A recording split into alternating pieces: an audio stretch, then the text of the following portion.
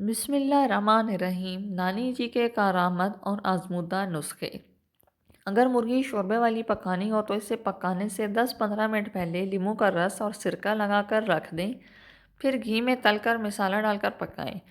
تھوڑی سی املی پانی میں بھگو دیں، تھوڑی دیر بعد جب املی نرم ہو جائے تو ہاتھوں سے خوب مل لیں اور اس املی والے پانی سے برتنوں کو دھوئیں اور خوب رگڑیں، برتن چمک اٹھیں گے۔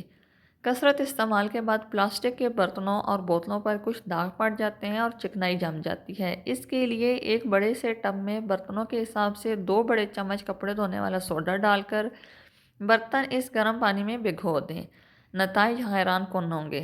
ہاتھی دانت سے بنی ہوئی منسوجات اکثر زرد پڑ جاتی ہیں۔ ایسی چیزوں کو شیشے کے مرتبان میں رکھ کر سورج کی شعاعوں کے سامنے رکھ دیں، ان کی زردی ختم ہو جائے گی۔ پیاز کوٹ کر سونگھنے سے سر کا درد ختم ہو جاتا ہے۔ پودینے کی ڈنڈیاں یا لیموں کے چھلکے کپڑوں اور کتابوں میں رکھنے سے کیڑے ختم ہو جاتے ہیں۔